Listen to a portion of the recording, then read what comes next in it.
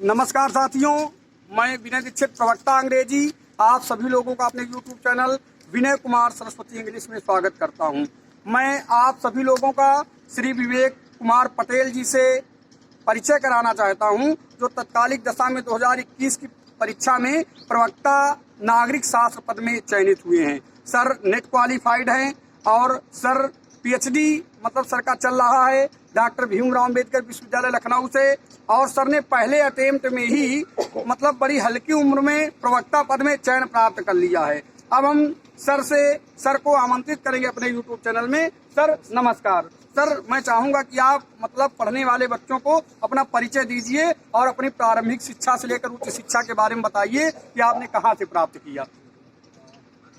जैसा कि सर ने बताया है, मेरा नाम विवेक कुमार पटेल है और वर्तमान में मैं अभी मेरा पीजीटी में सिलेक्शन हुआ है बहुआ इंटर कॉलेज बहुआ फतेहपुर में। और सर जो मेरी प्रारंभिक शिक्षा है सर, वो हमारी प्राइमरी से हुई। 1 से 5 तक हम प्राइमरी में पढ़े, फिर 6 से 8 तक हमने मांटेसरी में पढ़ा, फिर 9 में ददौर इंटर कॉलेज ददौर पढ़ता है जो कि रायबरेली में है, वो भी एडेड विद्यालय वहीं से पढ़ी। तो एकदम मतलब सर मेरी सामान्यतः लगभग जो प्रारंभिक शिक्षा थी तो एकदम हल्की फुल्की आराम से हुई।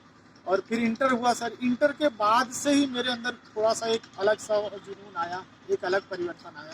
क्योंकि शुरुआती दौर सर घर परिवार का या मतलब जैसे गांव है तो वहाँ उस तरह का कोई माहौल नहीं था कि पढ़ने का कि मैं पढ़ पाऊँ। लेकिन थोड़ा सा अब कोई आता जाता रहता है तो उससे इंस्पिरेशन मिलती है तो आगे सर पढ़ने का। सर से मैं पुनः जानना चाहूँगा कि सर आपने उच्च शिक्षा कहाँ से प्राप्त किया। उच्च शिक्षा सर मैंने जो कानपुर यूनिवर्सिटी है इसके तहत रायबरेली में फिरोज गांधी डिग्री कॉलेज पढ़ता है, वहीं से मैंने बीए और एमए दोनों उत्तीर्ण किया है। पीएचडी सर आपका कहाँ से चल रहा है। पीएचडी सर मेरा बाबा साहब भीमराव अंबेडकर केंद्रीय विश्वविद्यालय है जो कि लखनऊ में है, वहाँ पे सर मैं 2018 से इनरोल हूँ सर। अभी मेरा पीएचडी कंप्लीट होने वाला, अभी 6-7 महीने का काम है। सर मान लीजिए कोई लड़के काफी ज्यादा मात्रा में कमजोर हैं, तो मतलब उनकी कैसे रणनीति होनी चाहिए कि वह नागरिक शास्त्र विषय में प्रवक्ता पद में टीजीटी पीजीटी या एलटी ग्रेड परीक्षा में चयनित हो जाए। कृपया सर इस चीज को ही बताएं। हाँ सर देखिए, एक चीज होता है कि सर बेसिक अगर आपको पता है, अगर आपको बेसिक चीजें नॉलेज है तब फिर आपके लिए थोड़ा आसान हो जाता है। अगर आपको बेसिक भी नहीं पता है तो कम से कम आप 2-3 महीने तक, जैसे एनसीईआरटी है वो आप पढ़ सकते हैं, और जैसे ओपी गाबा का सेट आता है, मतलब बेसिक जानने के लिए सर साहित्य भवन आप पढ़ सकते हैं। वो भी एक अच्छी किताब है, लोग इग्नोर करते कि नहीं आप साहित्य भवन, लेकिन जिस तरह टीजीटी पीजीएलटी का सिलेबस है तो आप साहित्य भवन की किताबें बी और एमए में जो है पढ़ सकते हैं। इंटर की आपको पढ़नी चाहिए 11वीं में। अब तो एनसीईआरटी का सिस्टम चल गया है तो आप एनसीईआरटी बेस्ड जितनी भी किताबें, एक जो सिलेबस होता है सर, न्यूनतम जो आपको सिलेबस दिया है, सिलेबस का मतलब आपको पता होना चाहिए। अब उसमें लिखा है राज्य, तो राज्य से संबंधित सारी चीजें आपको मालूम होनी चाहिए कि राज्य के डिफिनीशन क्या होगी, तत्व क्या हो सकते हैं, सारी चीजें होलसेल आपको पता। ये बेसिक चीज अगर आपको पता है, उसके बाद जैसे आप आगे लगातार लगे रहेंगे तो सर हमें उम्मीद है कि आपको सफलता मिल जाएगी। और सर मतलब कुछ लोग, कुछ ऐसे भी मतलब प्रतिस्पर्धी विद्यार्थी हैं जो कुछ अंकों से टीजीटी पीजीटी एलटी ग्रेड की परीक्षा में बाहर हो गए हैं, उनकी लगभग 60 से 70% तक तैयारी हो गई है। तो ऐसे बच्चों को सर कौन सी पुस्तकें पढ़ना चाहिए कि उन पुस्तकों को पढ़कर वह आसानी से पीजीटी एलटी और टीजीटी और नेट क्वालिफाइड हो सके। कृपया सर इंट्रोड्यूस करिए। जैसा सर आपने बताया, जिसका कुछ अंकों से रुका है इसका मतलब है कि उसकी तैयारी बेहतर हुई है। अगर कुछ अंकों से रुका है यानी तैयारी उसकी बेहतर है, उसने अच्छी अच्छी किताबें पढ़ी। बस थोड़ा सा सर कभी कभी एग्जाम हॉल का जो प्रेशर होता है वो हम लोग हैंडल नहीं कर पाते। सामान्यतः हर बच्चे से गलतियां हो जाती हैं, तो ये कोशिश करना है कि एग्जाम हॉल के प्रेशर को आप हैंडल करें। अगर आपने हैंडल कर लिया उसको, और इसका एक माध्यम जो मुझे सर ज्ञात है, मैं चाहूंगा कि हर व्यक्ति कम से कम 10-15 मिनट डेली ध्यान लगाए। आप योग करो, इससे बेहतर कोई उपाय मैंने भी अभी ज्यादा नहीं किया, लेकिन थोड़ा बहुत जो योग किया उससे मेरे सवाल सही, क्योंकि वहाँ स्मरण शक्ति आपकी बढ़ जाती है। जो चीजें आपने पूर्व में पढ़ी होंगी वो याद आ जाएंगी। और इसके अलावा सर आप चाहें तो अधिकतम मात्रा में, मुझे लगता है जैसे आप किताब कोई पढ़िए, कोई भी मान लेते हैं एम लक्ष्मीकांत की, आपने भारतीय संविधान पढ़ा, भारतीय राज्य व्यवस्था, एम लक्ष्मीकांत की आपने किताब पढ़ा, तो उसके अलावा किताब पढ़ने 1 बार 2 बार, कम से कम 3-4 बार तो किताब आप पढ़िए। उसके बाद उसमें आप प्रैक्टिस सेट आप लगाइए। प्रैक्टिस सेट जितना आप अधिक मात्रा में लगा लेते हैं, जो जिन प्रश्नों पर आपको कंफ्यूजन होती है वहां से आपको मिल जाएगा, एक अनुमान मिल जाएगा कि प्रैक्टिस शीट में ये है, और पूर्व के प्रश्न लगाना बहुत ही जरूरी है सर। मेरा जो सफलता का राज रहा है, मुझे भी लगता है कि पूर्व के प्रश्न आपको हल करने बहुत जरूरी, विद व्याख्या उसमें दी होती है ज्यादातर प्रैक्टिस शीट में। देखिए सर ने आपको पूरा अपना परिचय दिया, कैसे मतलब तैयारी किया जाए। अब सर से हम थोड़ा जानना चाहेंगे, हर एक व्यक्ति के जीवन में कुछ विषम परिस्थितियां आती हैं, जब उसे लगता है कि वह असफल हो जाएगा, अब शायद वह आगे ना बढ़ नहीं पाए, लेकिन सर के जिंदगी में कुछ ऐसी परिस्थितियां आई होंगी। हम सबसे जानना चाहेंगे कि उन परिस्थितियों ने आपको कितना झकझोर किया और अंततः आप उन परिस्थितियों से लड़कर एक सफल चयनित प्रवक्ता पद में आपका चयन हुआ। सर उसके बारे में सब चर्चा करें। अब देखिए, ये इस बात को आगे ले जाने से पहले मैं पीछे की पूर्व की बात बताता हूँ। अब पता नहीं, मतलब ये आपके लिए शायद हो सकता है थोड़ा सा आप इससे सीख पाए। सर मेरा 2010 में सर इंटर हुआ था पहली बार, मैं पहली बार फेल हुआ हूँ। फिर 2011 में मैंने फिर इंटर का फॉर्म भरा, फिर मैं सर फेल हुआ हूँ। मैं 2 बार इंटर फेल हुआ, तब मुझे मतलब लगा कि अब मेरा मन नहीं लगता था ज़्यादा पढ़ने में। तो ये था कि मुझे पढ़ना नहीं है, बाकी कोई काम धंधा तो और कुछ भी मजदूरी कुछ भी कर लेंगे, पढ़ने में मन नहीं लगता था। एक मेरे भैया हैं, IIT कानपुर से एमटेक करते थे, यहीं फतेहपुर के हैं। तो मैं जा रहा था सूरत, 7,000 रुपये की मुझे नौकरी मिली थी और मैं सूरत जा रहा था। मैंने उनको बोला कि भैया मुझे अब पढ़ने में मन नहीं लगता, मुझे जाना है। तो उन्होंने कहा आप ऐसा करिए IIT कानपुर चले आइए। तो 2 दिन सर मैं उनके साथ जो मैंने वो लम्हे बिताए, वहाँ से मेरा हृदय और मेरा दिमाग एकदम सा मुझे लगा कि वाकई में पढ़ने के फायदे हैं। तब सर वहाँ से मैंने एक बार पढ़ना शुरू किया। उसके बाद सर मेरी जो स्थिति है वो दिन प्रतिदिन सुधरती गई। तो मेरा ये मानना है कि सर विषम परिस्थितियाँ जीवन में सबके साथ आती, बस वही वो विषम परिस्थितियाँ आपको एक फैसला लेने पर मजबूर करती है।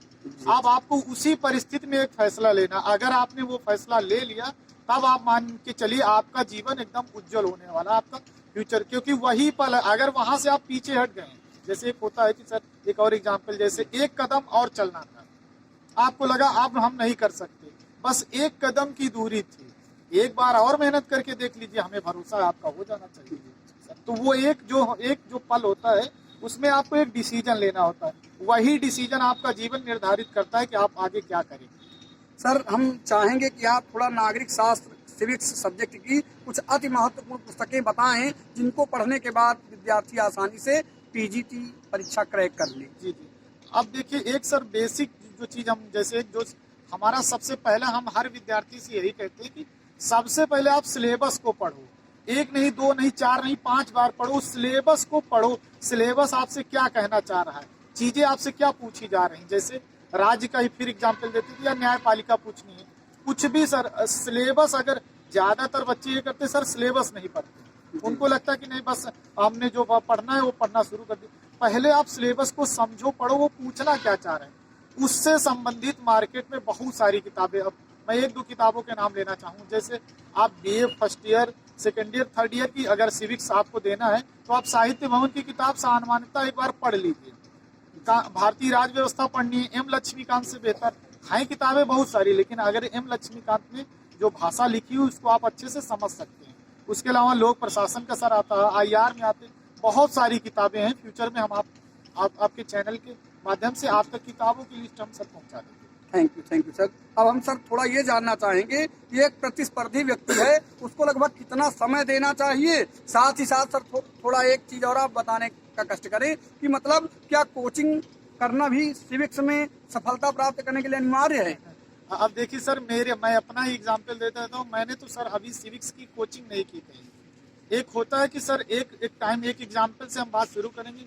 एक जैसे गिलास होता है, गिलास में आप पानी डालते जाएंगे, एक कंडीशन आएगी कि गिलास भर जाएगा, और जब भरेगा तो वो छलकेगा। हमारे कहने का तात्पर्य है, जो सिलेबस पूछ रहा है उसके अकॉर्डिंग आपके पास एक अच्छा मटेरियल, अगर आपके पास अच्छा मटेरियल है तो आप बगैर कोचिंग के भी सिलेक्शन पा सकते हैं। हाँ, लेकिन एक सिचुएशन हो जाती, वो ज्यादातर छात्र और छात्राओं के साथ समस्या होती है, बेसिक उन्हें नहीं पता होता है। तो बेसिक नहीं पता है तो आपके पास 2 ऑप्शन, या तो पढ़ के अपने आप समझ लीजिए, उसमें शायद ज्यादा आपका टाइम लग सकता है, या ऐसी परिस्थिति में कोई आपसे ज्यादा जानकार हो, जैसे आप किसी कोचिंग में जा सकते हैं, सर से मिल सकते हैं, सर के माध्यम से। तो अध्यापक का मार्गदर्शन होना बहुत जरूरी है। जैसे हम सब लोग PhD कर रहे थे, तो हमारा एक बैच था, हम लोग का खुद एक अनुभव था इतने दिन के 5-6 साल से तैयारी का। तो उस अनुभव में ही और पढ़ते पढ़ते सर इतना नेट हुआ, ये सारी चीजें होती गई, पीएचडी करते करते इतना अनुभव आ गया था सर पढ़ते पढ़ते कि मुझे स्पेशली मुझे विशेष जरूरत नहीं हुई। लेकिन वो जैसे जो सामान्यता व्यक्ति होते हैं, हमें लगता है कि आपको किसी से मार्गदर्शन ले लेना चाहिए, वो चाहे आप किसी कोचिंग में जाएं या व्यक्तिगत रूप से किसी भी सर से आप मिल सकते हैं। सर आप विवाहित हैं कि अविवाहित? सर मैं तो अभी अविवाहित हूँ सर। ठीक है, सर से ये क्वेश्चन करना थोड़ा कम सुटेबल रहेगा। नहीं, आप सर अब देखें सर, थोड़ा बताएं कि पेपर को कैसे अटेम्प्ट करे। कोई जो व्यक्ति तैयारी कर रहे हैं, कुछ लोग बबल्स उनको करने में गड़बड़ी कर देते हैं, तो सर कैसे सॉल्व करे कि मतलब है पेपर को पूरी तरह से कम्प्लीटली दिए हुए समय में पूरा कर ले? देखिए सर, मेरा ऐसा मानना है, जो हमने भी अभी तक अप्लाई किया, हमें लगता है पेपर कम से कम आपको कम से कम 2 नहीं तो 3 में आपको हल, मतलब 3 अटेम्प्ट में करने का मतलब होता है, पहला अटेम्प्ट वो होता है कि आप एक बार जब पढ़ना शुरू करते हैं, उसमें 100% जो आपको आ रहे हैं आप उनको पहले टिक कर सकते हैं, उनके गोले भर लीजिए। मतलब पहले अटेम्प्ट में वो क्वेश्चन करने जो आपको 100% आ रहे हैं। फिर ऐसे क्वेश्चन होंगे जिनमें सर 2 ऑप्शन आपको लग रहा होगा गलत है, 2 सही है, 2 ऑप्शन सही है, 2 गलत है, तो फिर आप उस पर वक्त दीजिए। पहली बार में वो क्वेश्चन मत करिएगा जो आपको कंफर्म नहीं आ रहा है। मेरा अनुभव अभी तक कहता है, जब दूसरे अटेम्प्ट में आप उनको पढ़ते हैं जिनमें 2 आंसर आपको आ रहे हैं, 2 नहीं आ रहे हैं, तो आपका दिमाग वहाँ, अगर आपने इससे पूर्व में पढ़ा होगा तो वो दिमाग वहाँ क्लिक कर देगा और रोक देगा कि नहीं ये होगा। लेकिन ये प्रक्रिया सर दूसरे या तीसरे अटेम्प्ट में आती है, तो जिनके 2 ऑप्शन आ रहे हैं आप उनको दूसरे अटेम्प्ट में आराम से कर सकते हैं, और जो तीसरा अटेम्प्ट उनके लिए रखिए कि जो आपको आ ही नहीं रहे, फिर उसमें आपको या तो माइनस मार्किंग है तो आपको छोड़ने करने का ऑप्शन है, नहीं माइनस मार्किंग है तो आप कोई ना कोई तुक्का आराम से लगा सकते हैं। लेकिन 3 अटेम्प्ट में मेरा ऐसा मानना है कि हमने भी पीजीटी में 3 अटेम्प्ट में ही पेपर हल किया था। देखिए सर ने बढ़िया रणनीति बताई आप लोगों को, और उस रणनीति का अपने मतलब पीजीटी परीक्षा में भी सर ने पालन किया, और हमारे हिसाब से वह एक उपयुक्त रणनीति है सफलता पाने के लिए, एक दिए हुए टाइम में मतलब अपने पेपर को सॉल्व करने के लिए। अब सर थोड़ा हम एक अति महत्वपूर्ण प्रश्न आपसे जानना चाहेंगे कि जो प्रतिस्पर्धी जो डटे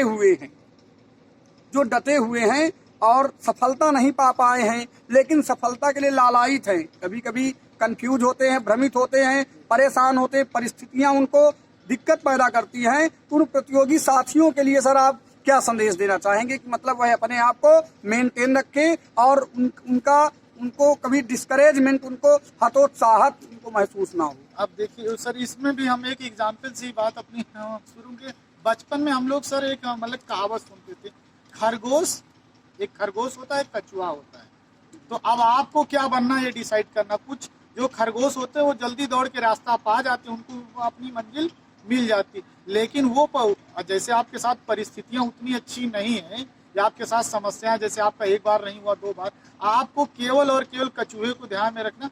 कछुए की चाल अगर आप चल रहे हैं तो हमारा ये मानना है कि सर आप अपनी सफलता में बहुत जल्दी, बस आपको धैर्य पूर्वक काम करना है सर। वो पल होता है जिसमें आपको एक डिसीजन लेना है, धैर्य पूर्वक अगर आप काम करते जाएंगे तो निश्चित है सर सफलता मिलेगी। बस 2 चीजें याद रखना, कछुए की तरह आपको चलना है और सर धैर्य होना बहुत जरूरी है। देखिए सर ने बहुत महत्वपूर्ण बात बताया, slow and steady wins the race. मतलब आप धीरे धीरे अगर कोई कार्य कर रहे हैं और लगातार अगर उस कार्य में आप डटे हुए हैं तो आपको सफलता मिल जाएगी। साथ ही साथ सर ने बताया कि धैर्य, मतलब विषम परिस्थितियों में हमें धैर्य को नहीं छोड़ना है। अगर हम धैर्य अपने साथ रखे हुए हैं और अपने कार्य में संलग्न हैं तो संभवतः सफलता जरूर से जरूर मिल जाएगी। सर ने काफी बातें बता दी, अब मैं सर को धन्यवाद करता हूं कि सर हमारे चैनल में आए और आप लोगों को अति महत्वपूर्ण बातें बताया। इसलिए मेरा निवेदन आप लोगों से है, कृपया चैनल को सब्सक्राइब करें, शेयर करें, कमेंट करें। इसी के साथ मैं विनय दीक्षित, प्रवक्ता अंग्रेजी, आप सभी लोगों से विदा लेता हूं। नमस्कार। नमस्कार।